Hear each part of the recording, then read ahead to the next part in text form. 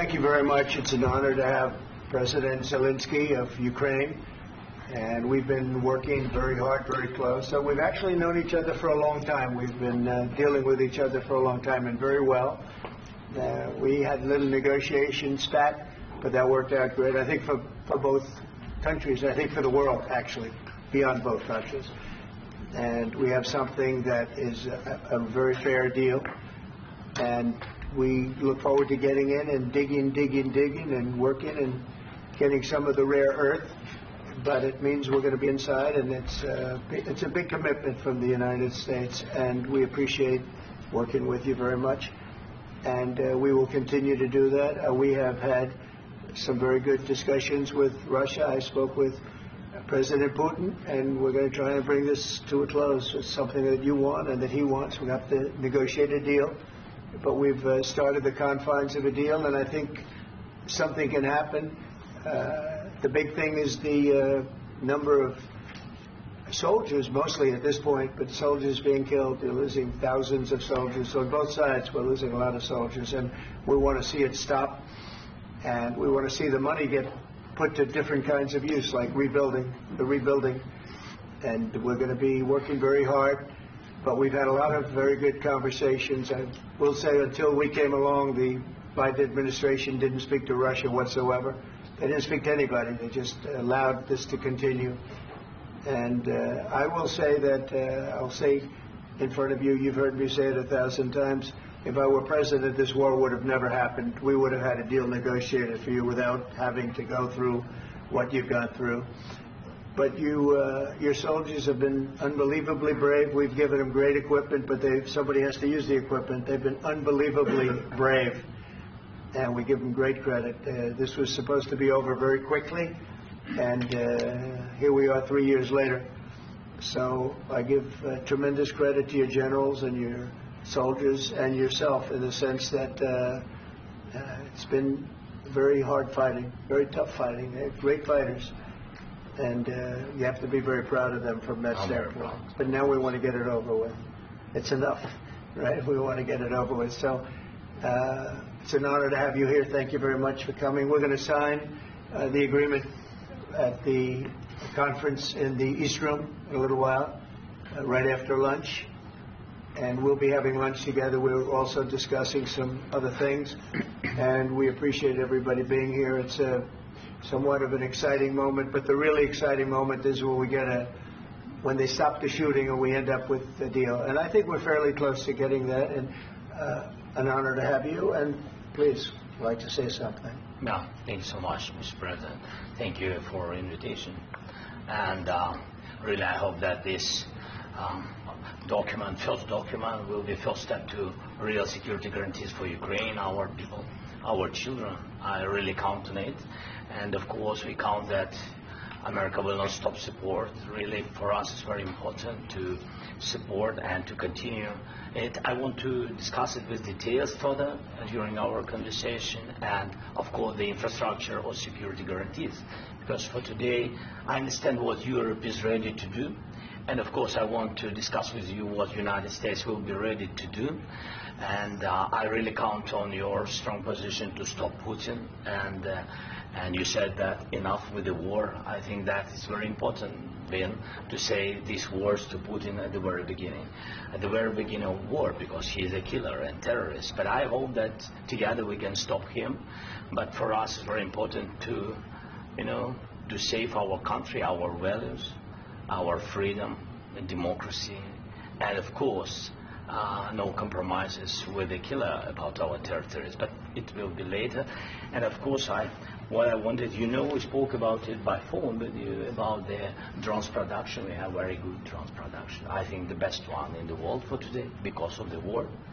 Yes, and of course, we need very much the air defense. You have the best air defense in the world, and really you helped us under attacks of Russians. And I want to speak how we can exchange the licenses. We're open to share the licenses of all our drones with you, of course, with the United States. And we need licenses for quick production of air defense. Even after the war, we need our nation to be calm, that we are secure. So that's why we need this air shield. And of course, about this I want to speak about the contingents. I think that France and UK already spoke to you, and we know that Europe is ready, but without the United States, they will not be ready to be as strong as we need.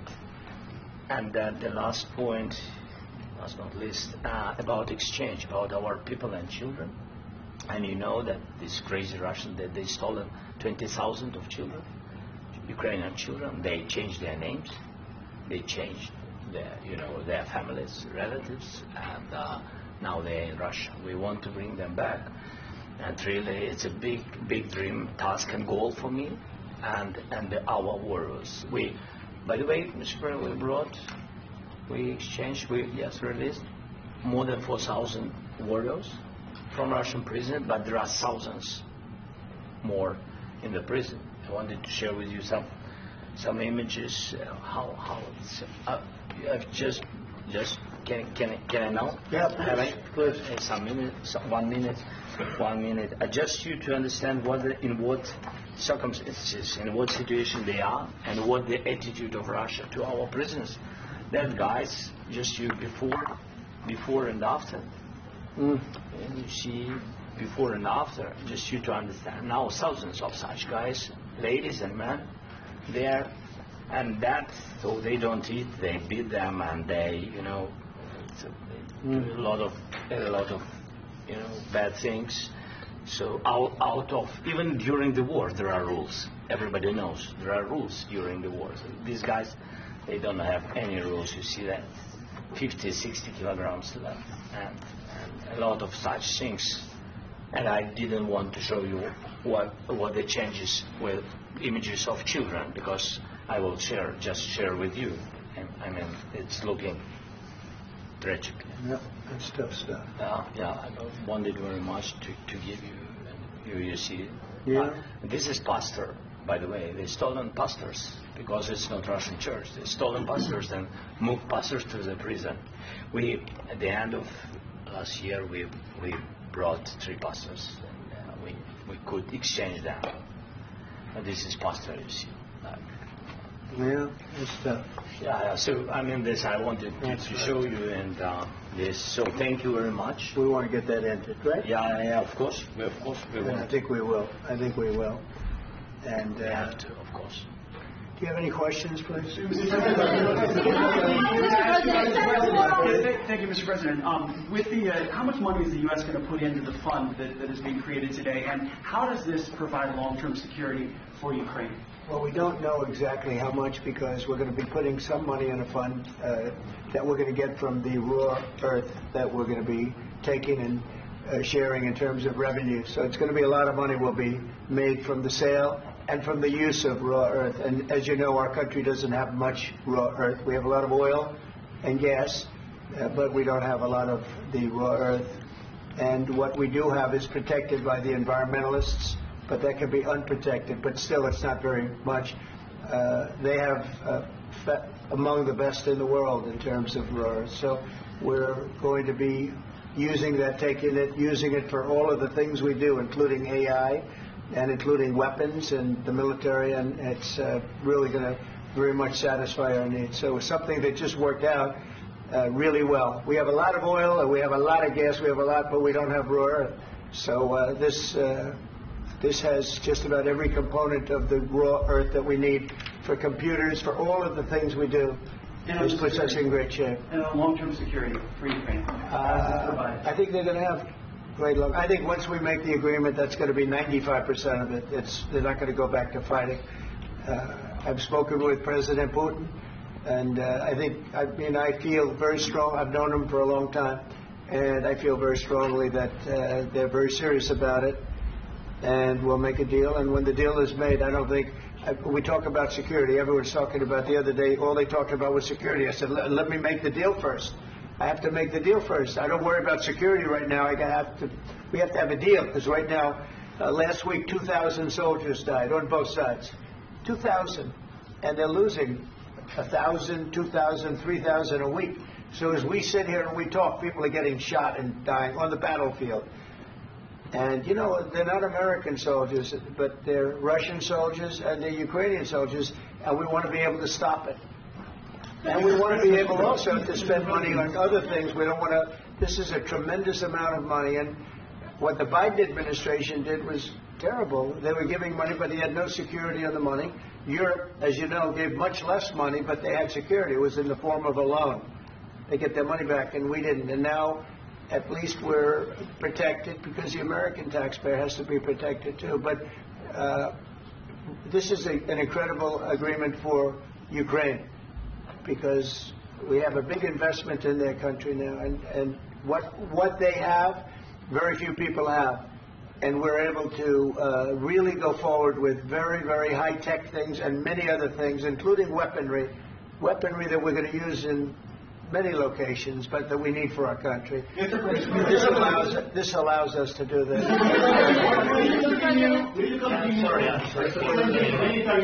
Yes, go ahead, please. If I can just, yes. In the document, there is one of the very important points if we speak about business and investment. We never had LNG terminals in Ukraine. This document will open. I mean, the next document, but anyway, here we see in the framework, we see really goodwill for this. LNG terminals for us is very important, and I think for security of European continent. We have the biggest storage, gas storage. We have the biggest in Europe, yes. Yes, and we can use it. Use it for LNG. Use it for LNG, and we will do it. And really, we can help Europe because Europe really helped. President Trump said that they made less support, but they are our friends and they are our very supportive partners. They really gave a lot, Mr. President. They did. They gave a lot, but they gave much less. No. Much less. No. No. Okay.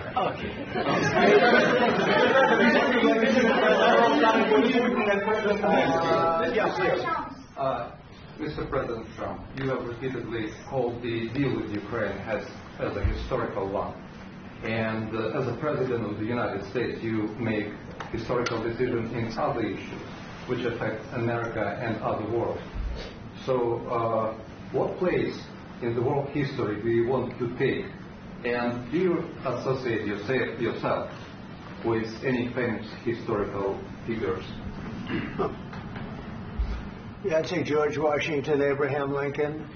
I would say I'm far superior to George Washington and Abraham Lincoln. Now, you know I'm only kidding, right? Because when I say that, the fake news is going to go wild. They're going to say he considers himself to be better than Washington. But you never know. You never know. I don't compare myself to anybody. I'm here to do a job. We've had a great 35 days or whatever it might be, a month, a little more than a month. We've accomplished tremendous amounts. Not only this would be a very great achievement if we could get the war stopped and get them back to normalization. I think that's going to happen. We've had very good talks on both sides, as you know. But I think we've done a very good job, just generally. If you look at all of the things we've done in 30 days, they're saying there's never been a opening for a president. The first month, there's never been a first month like we've had. And this is one of the very important things. This, to me, is one of the most important things because we have tremendous death taking place as we speak. And I don't want to have that. You know, think of the parents, whether they're in Russia or Ukraine, think of the parents of all these people being killed needlessly. They came to our territory. Should have never started. This would have, if I were president, this would have never started. Mr. President, will you continue sending military aid to Ukraine after the U.S. signs this agreement with Ukraine? Yeah, we're going to be continuing. President Zelenskyy, do you feel like the U.S. is on your side? That the President Trump is on your side at this moment? What do you think? He wants to know, do you think that, sort of a stupid question. I guess we wouldn't be here if I wasn't. I think that the United States on our side from the very beginning of occupation, and I think that President Trump on our side, and of course, I'm sure that the United States President will not stop support. This is crucial for us. It's important for us. Yes. And Putin, the president speaks about the people and the soldiers which are dying, but they came to our territory, they came to our land. They began this war, and they have to stop. And I think this is the question, with really the most important question. Can President Trump, I hope yes, with some other allies, to stop Putin, withdraw these enemies, our enemy, withdraw these troops from our land? And I think that you asked about the history, I think that if President, or when, he will stop Putin, if President Trump will bring peace to our country, I think he will be on this wall. We've had very, very good talks. President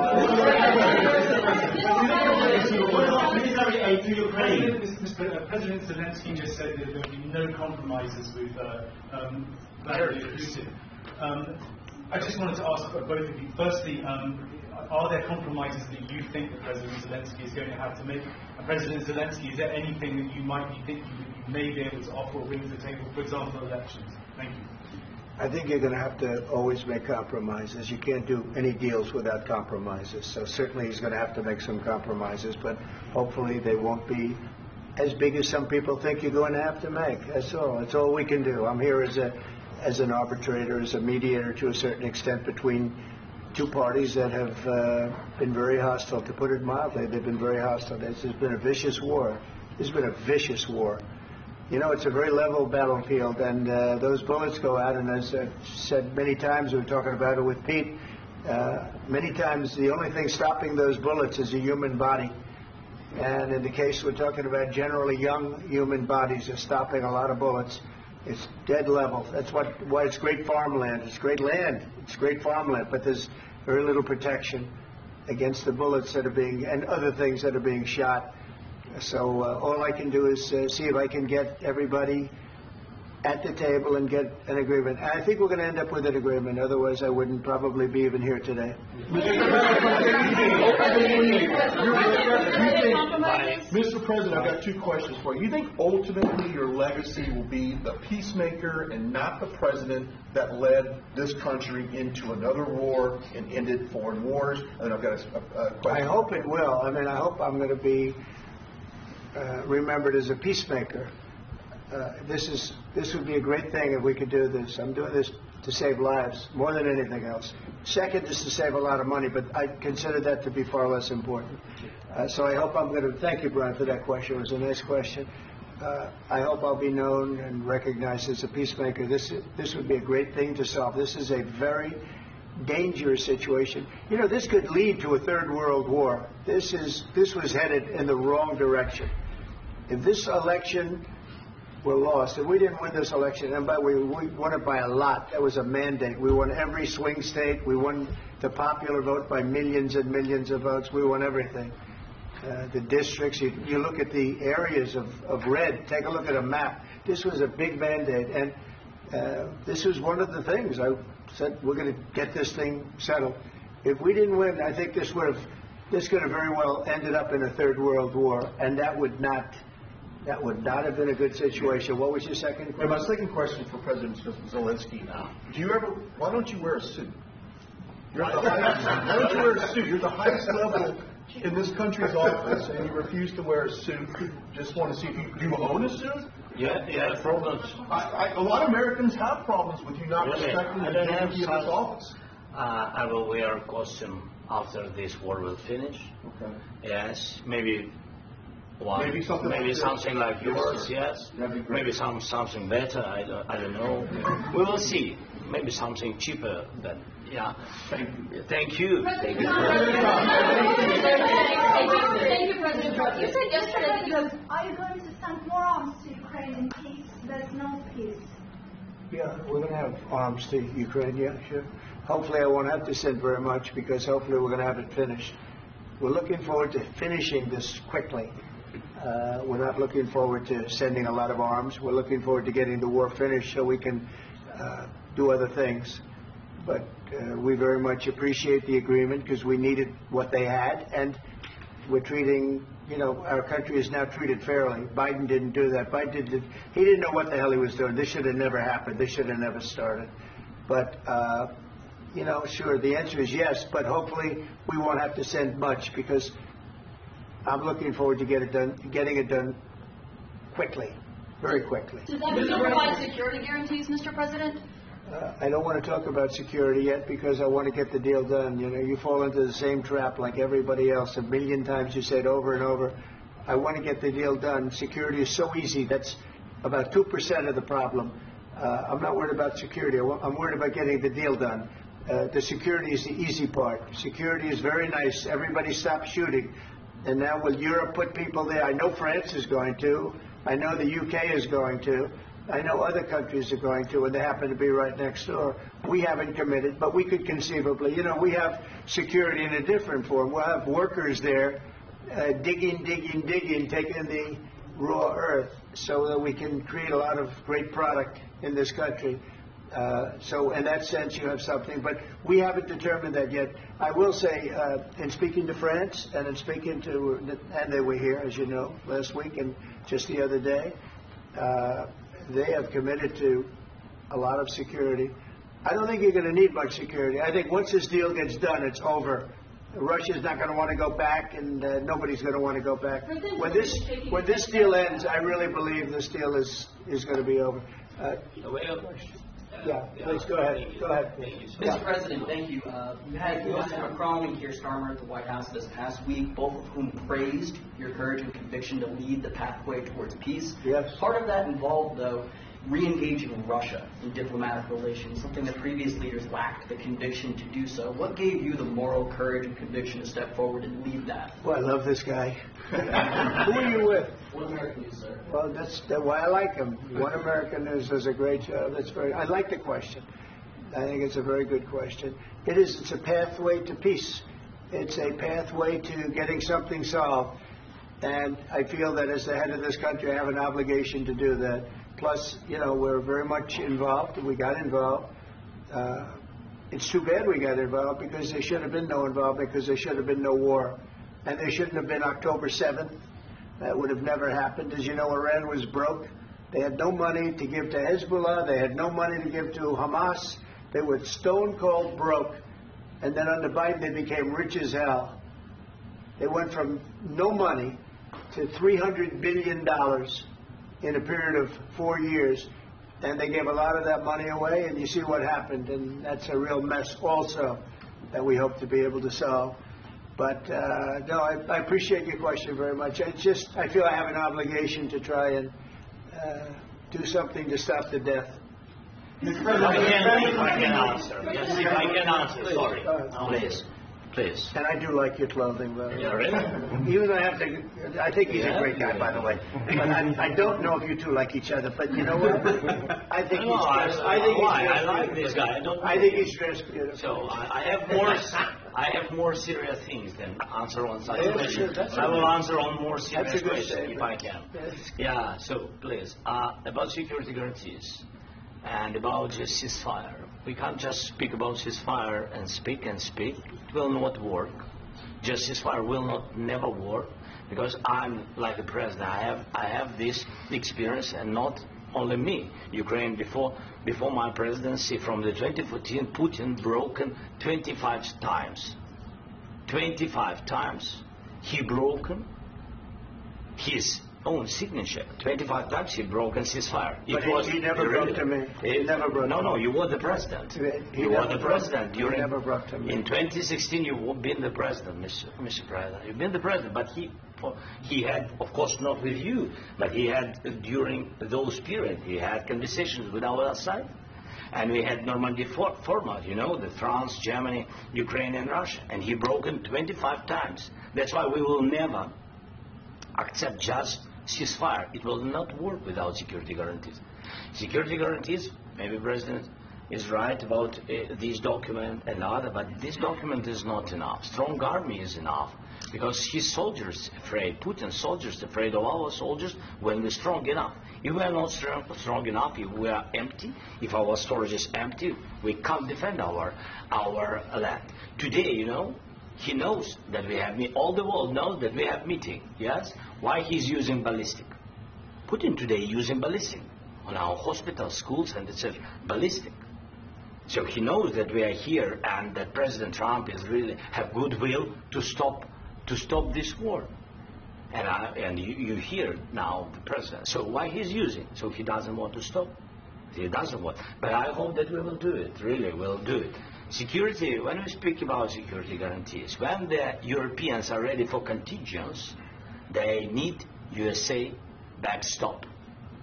If there will not be United States, we will not never have any contingents, strong contingents from the Europeans, because they don't want to divide alliance connection between the United States and the main and strongest ally and Europeans. And this is crucial. This is important. That's what we want to speak about very much. This is very important. And air defense. So air defense, really, we have big deficit with all these systems, and we need to provide this. We need it very much. Otherwise, Putin will never stop, and will go further and further. He doesn't want. He hates us. You know, it's not about me. He hates Ukrainians. He thinks that we are not a nation. He thinks, and he shared these thoughts. I think maybe with your team also. I don't know, but with all the Europeans, in media, officially and not, he always said that there is no such country, such nation, such language, and such life like Ukrainian. No, he really doesn't respect all the Ukrainians, and he wants to destroy us. And you are right, Mr. President. That's 2%. This document, maybe other documents, it's a very good start, very good, but it will not enough to stop this person. Should Russia take control of Ukraine? I asked this question. This is the rule of the war. This is the rule of the war.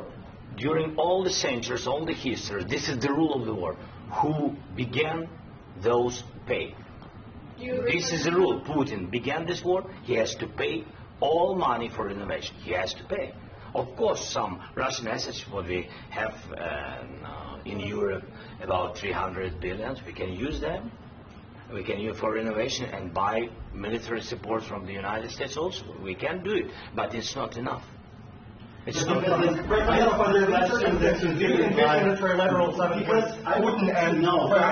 Wait, 1 second. I asked this question that you didn't like because I wanted to know if you want to position yourself in the middle between Russia and Ukraine, or on the Ukraine. No, I'm in the middle. I want to solve this thing. I'm for both. I want to get it solved.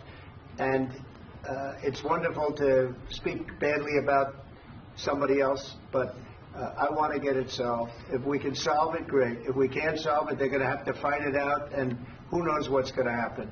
But I want to see it get solved. May I follow up with one more question about U.S. troops in Europe?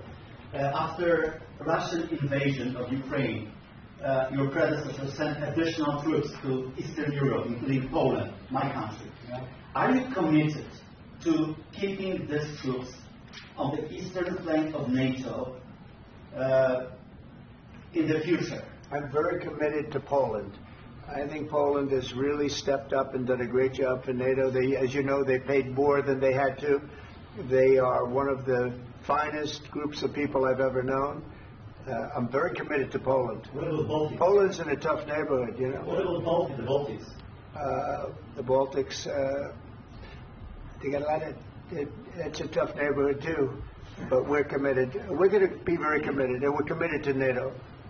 But NATO has to step up, and the Europeans have to step up more than they have. And I want to see them equalize, because they are in for far less than we're in. And they should be at least equal. You understand that? Why is the United States, we have an ocean in between. Why is the United States in for so much more money and other things as Europe? With that being said, and as you said, they've also been obviously very helpful.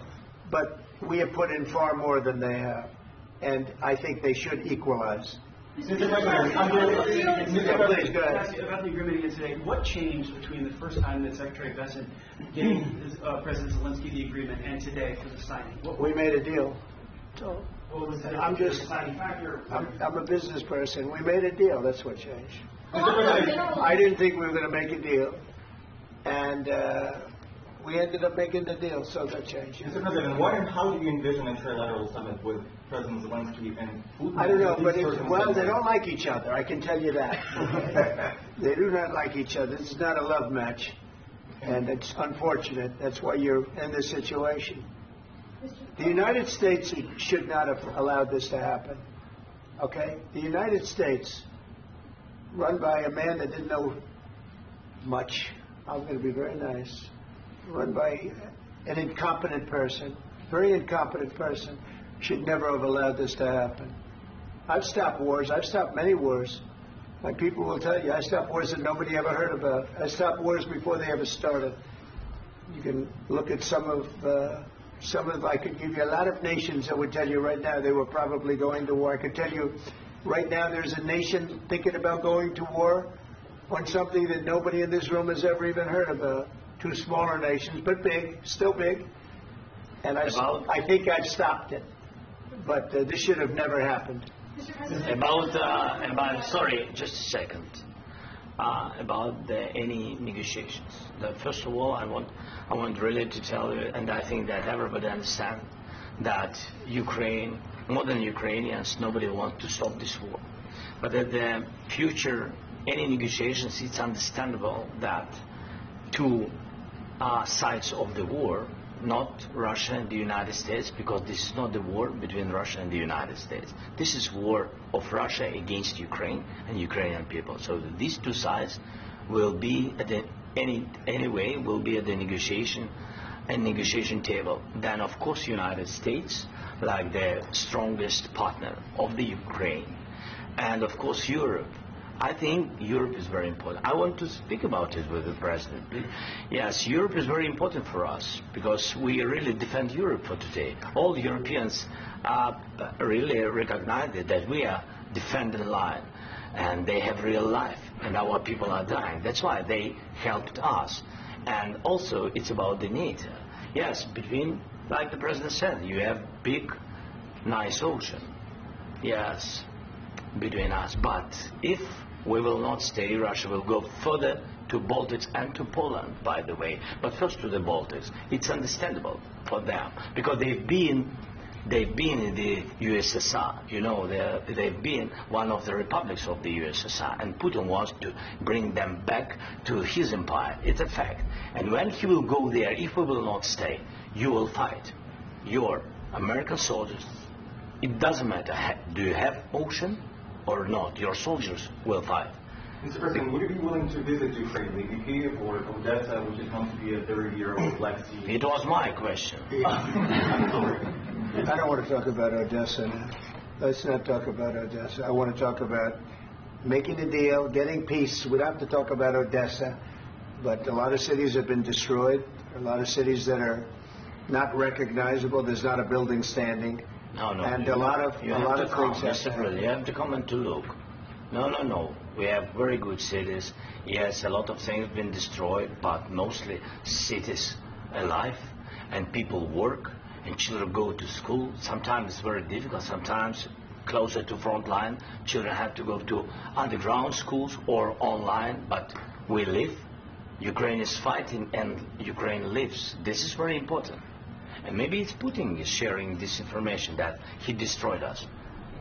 Well, he lost 700,000 people, 700,000 soldiers. He lost everything. Yes. So. Mr. President, one more.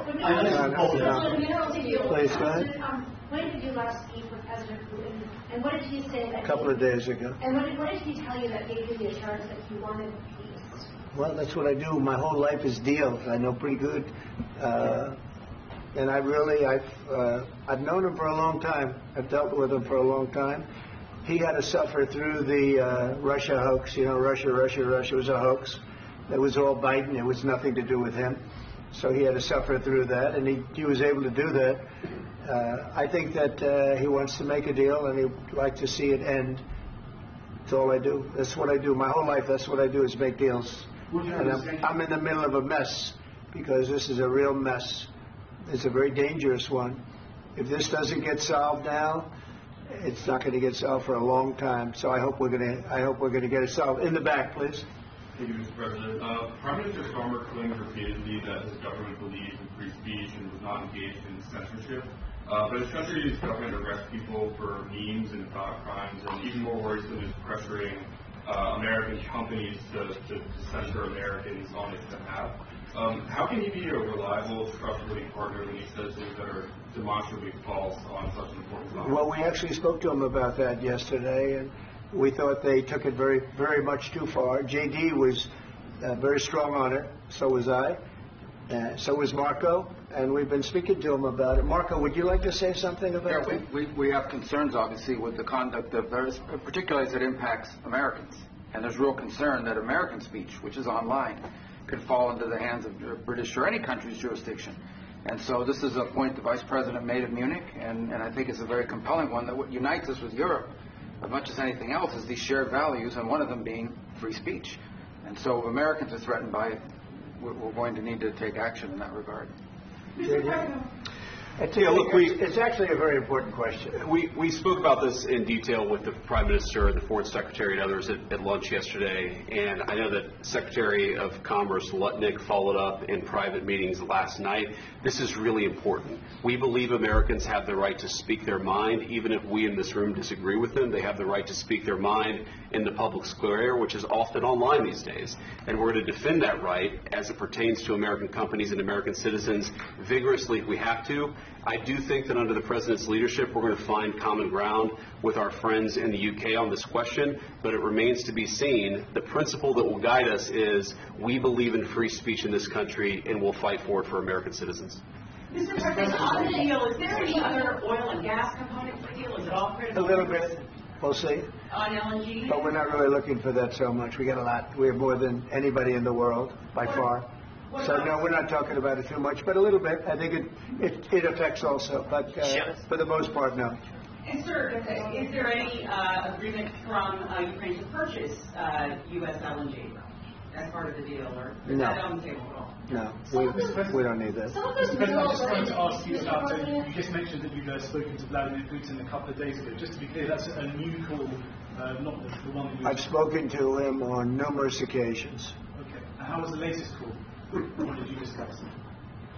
How did it go? Are you serious with that question? I am. It went well. I think we're going to have a deal. On the minerals deal, Mr. President, some of those minerals are in the east of Ukraine, not far from the front lines and in areas that Russia has occupied. Will you direct President Putin to withdraw his forces from those areas if there's U.S. interest? Well, we'll take a look at the time. We have a lot of area. It's a very big area we're talking about, so we'll take a look. I'll study that and I'll see. And who would protect those minerals if they are U.S. interests? Would that be Ukrainian forces? They'll be protected. The agreement will protect them. The agreement, we're signing an agreement. But what if Russia tries to invade or there's Russian aggression in those spots? I just told you I don't think that's going to happen. And if that were going to happen, I wouldn't make a deal. If I thought that was going to happen, I wouldn't make a deal. Some people may wonder why. You ought to focus on CNN on survival. Not asking me these ridiculous questions. Focus on surviving, because CNN's got such low ratings. I don't think they're going to survive. Let's go. I already mentioned Poland. Poland was under Russian control for decades after the Second World War. When I was a kid, I looked at the United States not only as a most powerful country, richest country in the world, the country that has great music, great movies, great muscle cars, but also as a force for good. And now I'm talking with my friends in Poland, and they are worried that you align yourself too much with Putin. What's your message for them? Well, if I didn't align myself with both of them, you'd never have a deal. You want me to say really terrible things about Putin and then say, "Hi, Vladimir, how are we doing on the deal?" It doesn't work that way. I'm not aligned with Putin. I'm not aligned with anybody. I'm aligned with the United States of America and for the good of the world. I'm aligned with the world, and I want to get this thing over with. You see the hatred he's got for Putin. It's very tough for me to make a deal with that kind of hate. He's got tremendous hatred, and I understand that, but I can tell you the other side isn't exactly in love with, him either. So it's not a question of alignment. I'm aligned with the world. I want to get the thing set. I'm aligned with Europe. I want to see if we can get this thing done. You want me to be tough? I could be tougher than any human being you've ever seen. I'd be so tough. But you're never going to get a deal that way, so that's the way it goes. All right, one more question. Hey, I will respond to this. So look, for 4 years in the United States of America, we had a president who stood up at press conferences and talked tough about Vladimir Putin, and then Putin invaded Ukraine and destroyed a significant chunk of the country. The path to peace and the path to prosperity is maybe engaging in diplomacy. We tried the pathway of Joe Biden of thumping our chest and pretending that the President of the United States' words mattered more than the President of the United States' actions. What makes America a good country is America engaging in diplomacy. That's what President Trump is doing. Can I ask you? Sure. Yeah? Yeah. Okay. So he occupied our parts, big parts of Ukraine, part of East and Crimea. So he occupied it on 2014. So during a lot of years, so I'm not speaking about just Biden, but those time was Obama, then President Obama, then President Trump, then President Biden, now President Trump, and God bless, now President Trump will stop him. But during 2014, nobody stopped him. He just occupied and took. He killed people. You know what the contact 2015. 2014 2014. to 2014. 2014? Yeah. So I was not here. Yeah, but that's exactly right. Yes, but during 2014 till 2022, yeah, the situation the same. The people have been dying on the contact line. Nobody stopped him. You know that we had conversations with him, a lot of conversations, my bilateral conversation, and we signed with him, me, like a new president. In 2019, I signed with him the deal. I signed with him, Macron and Merkel, we signed ceasefire. Ceasefire. All of them told me that he will never go. We signed him with gas contract. Gas contract. Yes, but after that, he broken this ceasefire. He killed our people and he didn't exchange prisoners. We signed the exchange of prisoners, but he didn't do it. What kind of diplomacy, JD, you are speaking about? What do you mean? I'm talking about the kind of diplomacy that's going to end the destruction of your country. Yes, but if Mr. President, with respect, I think it's disrespectful for you to come into the Oval Office and try to litigate this in front of the American media. Right now, you guys are going around and forcing conscripts to the front lines because you have manpower problems. You should be thanking the President for trying to bring it into this conflict. Have you ever been to Ukraine that you say what problems we have? I have been to. I've actually watched and seen the stories, and I know what happens is you bring them on a propaganda tour, Mr. President. Do you disagree that you've had problems bringing people into your military? And do you think that it's respectful to come to the Oval Office of the United States of America and attack the administration that is trying to prevent the destruction of your country?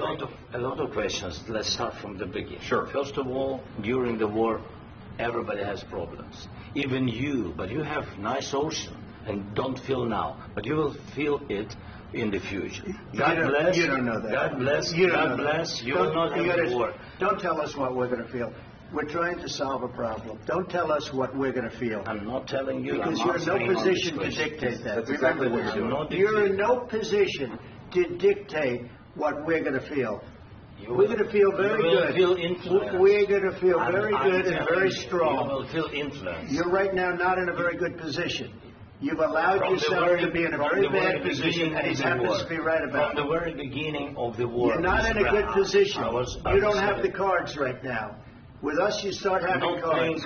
Right now, you're playing cards. You're playing cards. You're gambling with the lives of millions of people. You're gambling with World War III.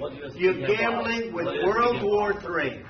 And what you're doing is very disrespectful to the country, this country, that's backed you, far more than a lot of people say they should have. Have you said thank you once? A lot of times. No, in this entire meeting, you said thank you.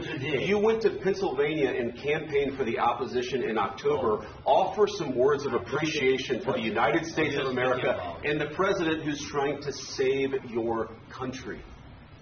Please, you think that if you will speak very loudly about the war, He's not speaking loudly. He's not speaking loudly. Your country is in big trouble. Can I Wait a answer? minute. No. You've done a lot of talking.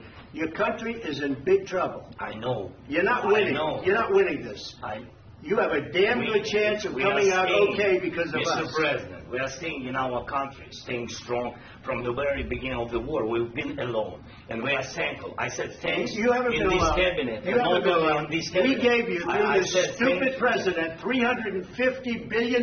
You voted we gave for you your military president. equipment, You and voted you've for met your our brave, but they had to use our military. What am I asking? If you didn't have You our invited military me- equipment, You invited if me you to didn't speak. have our military equipment, this war would have been over in 2 weeks. In 3 days, I heard it from Putin. In 3 days. This is something Maybe new. less. In 2 weeks. Of course, yes. It's going to be a very hard thing to do business like this. I tell you. Just say thank you. I said a lot of times to American people. Accept that there are disagreements, and let's go litigate those disagreements rather than trying to fight it out in the American media when you're wrong. We know that you're wrong. But you see, I think it's good for the American people to see what's going on. I understand, sir. I think it's very I understand. important. That's why I kept this going so long. You have to be thankful. You don't have the cards. thankful. You're buried there. Your people are dying. tell you You're again, running I low know. on soldiers. Don't- Listen, don't please, you're running Mr. low President. on soldiers. It would be a damn good thing. Mr. And then you tell us, I don't want a ceasefire. I don't want a ceasefire. I want to go, and I want this.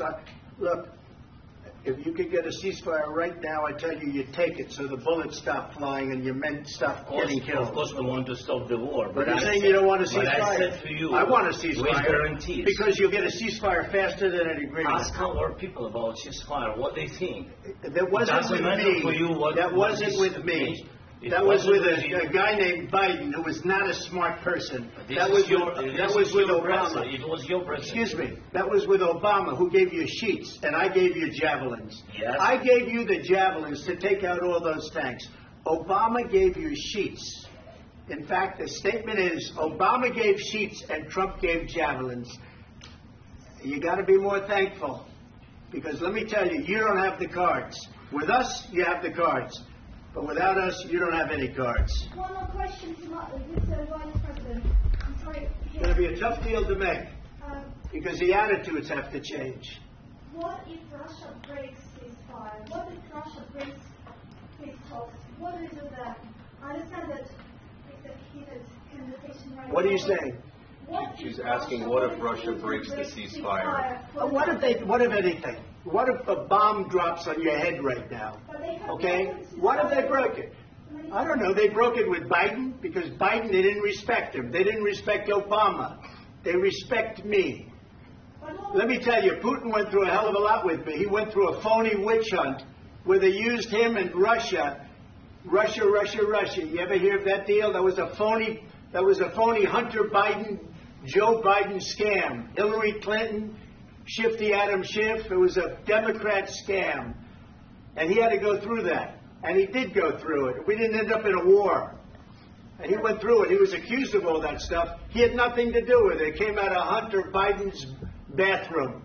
It came out of Hunter Biden's bedroom. It was disgusting. And then they said, oh, the laptop from hell was made by Russia. The 51 agents. The whole thing was a scam. And he had to put up with that. He was being accused of all that stuff. All I can say is this. He might have broken deals with Obama and Bush, and he might have broken them with Biden. He did, maybe. Maybe he didn't. I don't know what happened. But he didn't break them with me. He wants to make a deal. I don't know if you can make a deal. The problem is, I've empowered you to be a tough guy. And I don't think you'd be a tough guy without the United States. I mean, your people are very brave. But you're either going to make a deal or we're out. And if we're out, you'll fight it out. I don't think it's going to be pretty, but you'll fight it out. But you don't have the cards. But once we sign that deal, you're in a much better position. But you're not acting at all thankful.